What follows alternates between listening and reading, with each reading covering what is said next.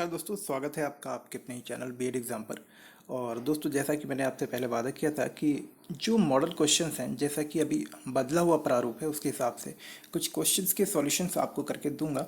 तो उसी क्रम में एक छोटा सा प्रयास किया है मैंने कि आप देखिए कि किस तरह से आपको जो है क्वेश्चंस के आंसर्स लिखने हैं, और साथ ही साथ किस तरह से शब्द सीमा के अंदर आपको उत्तर लिखना है, ताकि जो 1.5 घंटे का समय है, जो कि अभी समय कम कर दिया गया है, इस समय के अंदर में भी आप सारे क्वेश्चन को सही प्रकार से अटेम्प्ट कर पाएंगे।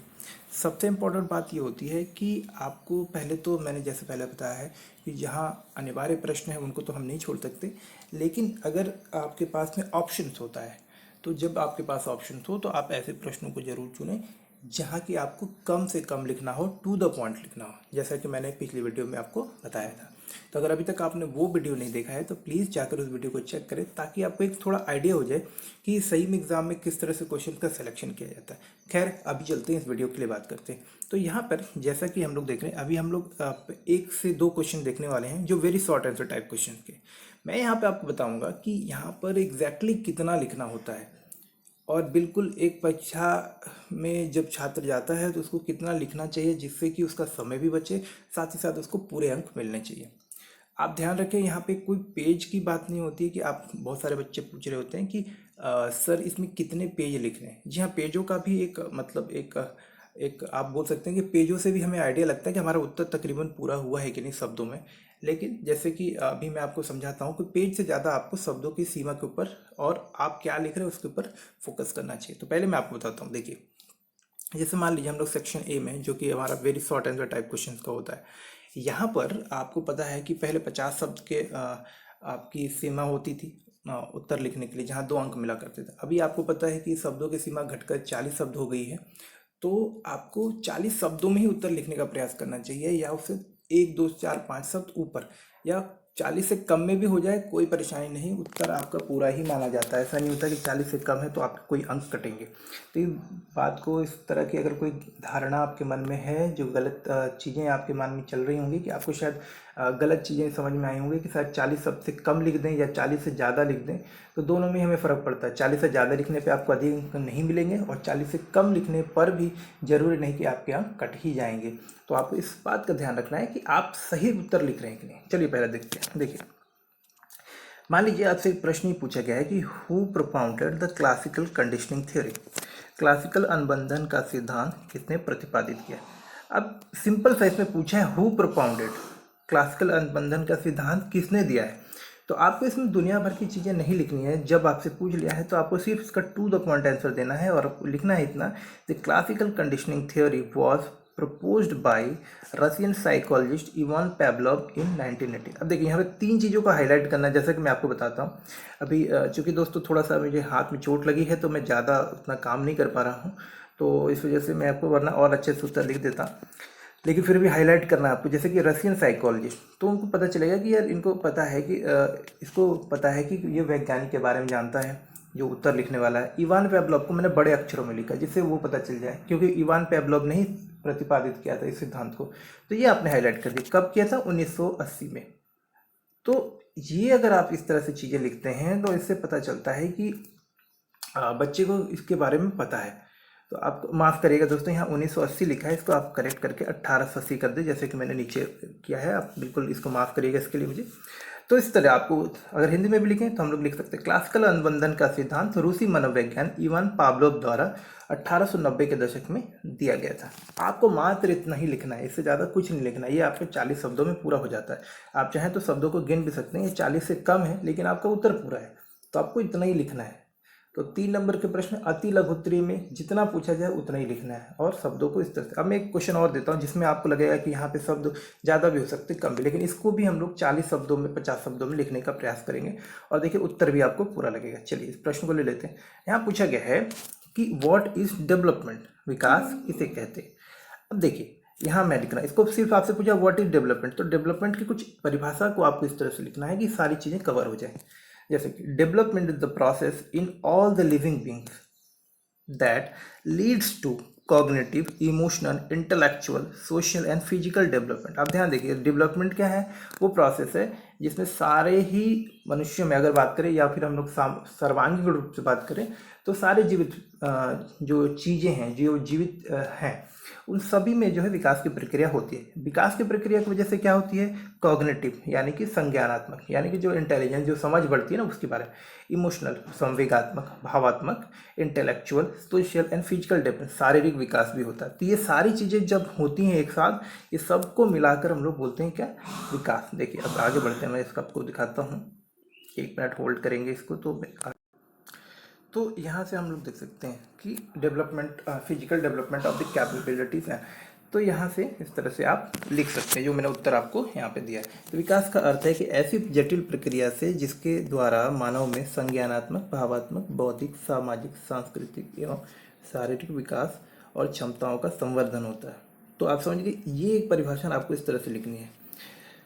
यह प्रक्रिया शैशव अवस्था से लेकर मृत्यु तक चलती है। अब ये मात्र आपके 40 शब्दों में हो गई है और उत्तर भी आपका पूरा हो गया। तो जब भी आपको मौका मिलता है क्वेश्चन के आंसर लिखने का, आप उतना ही लिखें जितना पूछा गया है। साथ ही साथ शब्दों की सीमा भी बिल्कुल, अब ये आपका बिल्कुल सही हो गया। इसमें से आपके 3 में से 3 हो, 2 में से 2 हो, इतने भी अंक कटने वाले नहीं हैं। तो उत्तर बिल्कुल हमें इस तरह से ही लिखना है। चलिए अब हम लोग देखते हैं शॉर्ट आंसर टाइप क्वेश्चन को। आगे बढ़ते हैं हम लोग।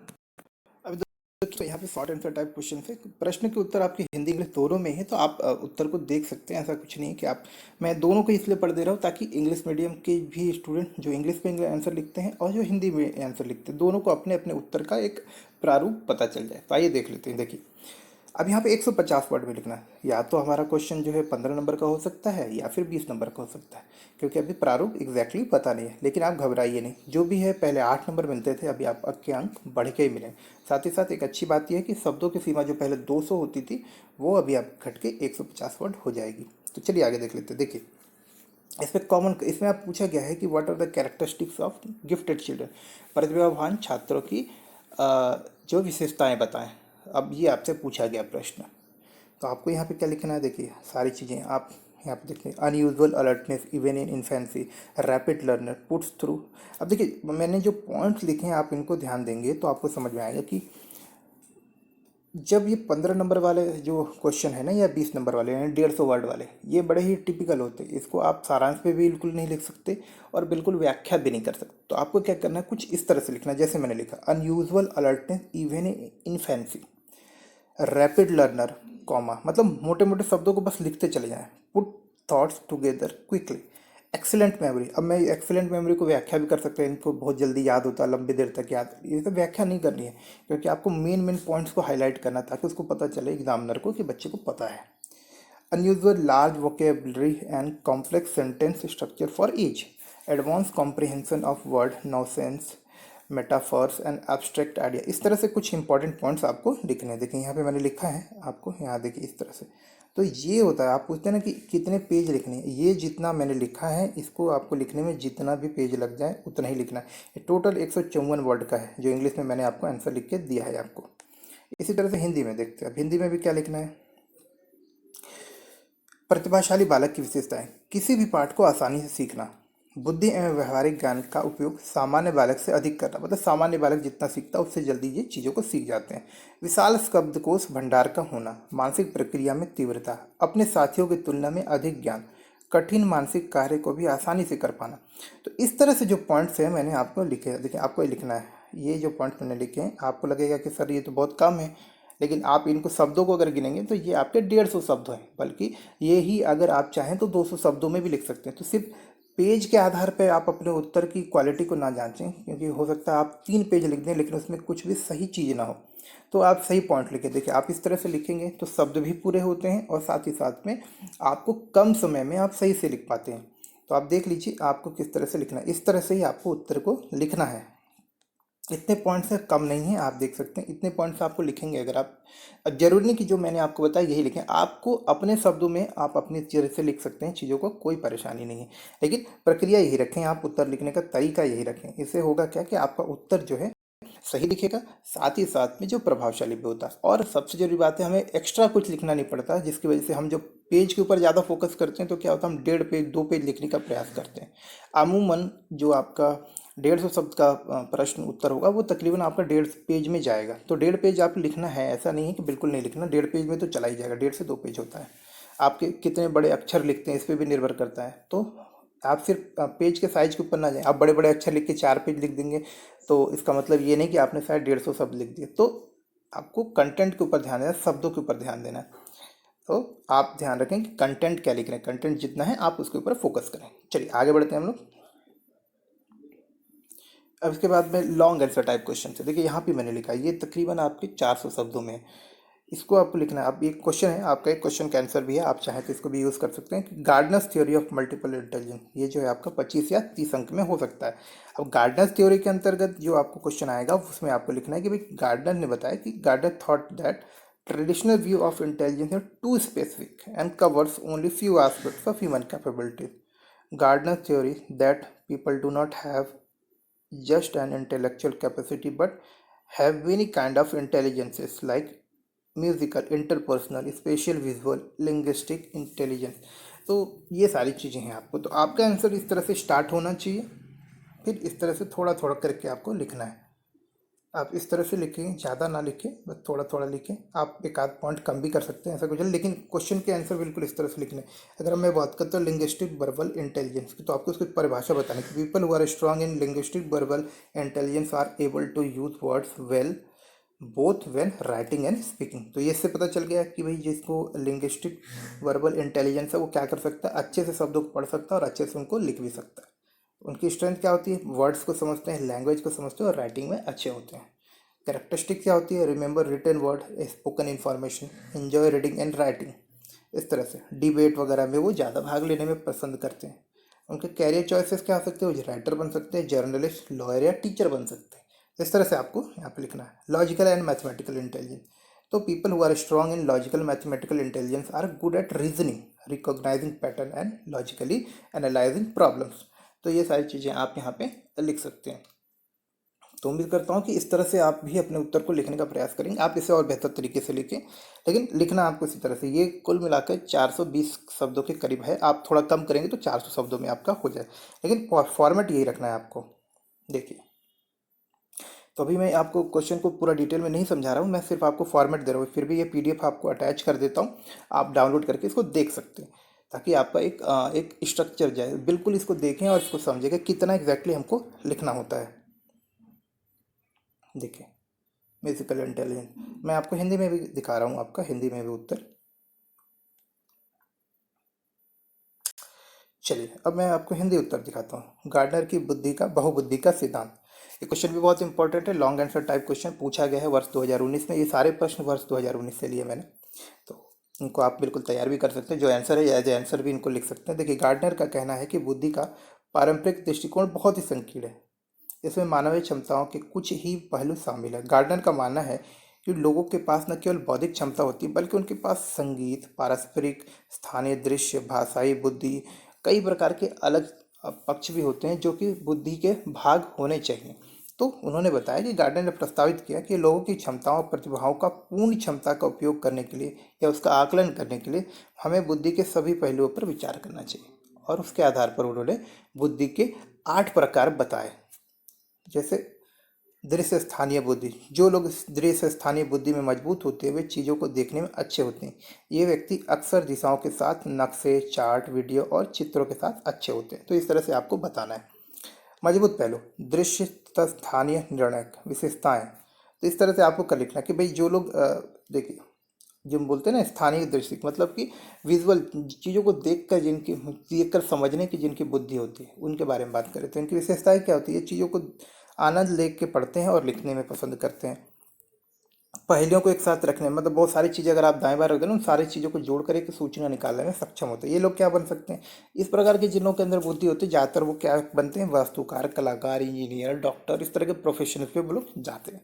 भाषाई मौखिक बुद्धिमत्ता, अब जिन लोगों में भाषाई मौखिक बुद्धि होती है वो लोग क्या करते हैं, बातों को बोलने में, शब्दों को पढ़ने में अच्छे होते हैं। इनका मजबूत पक्ष क्या होता है, शब्द, भाषा और लेखन, इन तीनों में वो मजबूत होते हैं। विशेषताएं क्या होती है, लिखी और बोले जाने वाली जानकारी को लंबे समय तक याद रखते हैं, चीज़ों को प्रभावी ढंग से बोल पाते हैं, प्रभावी ढंग से लिख पाते हैं, पढ़ने और लिखने का आनंद लेते हैं, बहस करने और प्रेरक भाषण देने में ये माहिर होते हैं।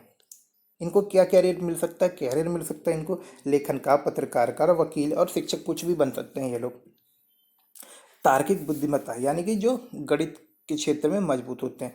जो लोग तार्किक गणितीय बुद्धि में मजबूत होते हैं वे तर्क करने, पैटर्न करने को पहचाने और तार्किक रूप से समस्याओं का विश्लेषण करने में अच्छे होते हैं। इनका मजबूत पक्ष क्या होता है? ये समस्याओं को, खासतौर पे गणित संबंधित, तर्क संबंधित समस्याओं और गणित कार्यों को विश्लेषण करके अच्छा समाधान निकाल पाते हैं। उत्कृष्ट समस्या समाधान कौशल होता है इनके अंतर्गत। अमूर्त विचारों के बारे में सोचने का आनंद लेते हैं। ऐसी चीज़ें के बारे में जो कि अभी है नहीं, बट उनके बारे में सोचकर निष्कर्ष निकालने और उसके बारे में सोचकर आनंद लेने में इनको अच्छा लगता है। इनके पास क्या कैरियर विकल्प हो सकती है? वैज्ञानिक बनते हैं, गणितज्ञ बनते हैं, कंप्यूटर प्रोग्राम, सॉफ्टवेयर इंजीनियर बन सकते हैं। तो इस तरह की चीज़ें होती हैं। बॉडी काइनेस्टिक इंटेलिजेंस मतलब ऐसे लोग जो उच्च शारीरिक गतिक बुद्धि वाले होते हैं, मतलब जिनकी शारीरिक रूप से जो लोग इंटेलिजेंट होते हैं, मतलब उनको पता है कि मेरा शरीर कैसे काम कर, शरीर के बारे में उनको पता है, शरीर के उपयोग के बारे में उनको पता है, ये लोग होते हैं बॉडी काइनेस्टिक इंटेलिजेंस के महारथी।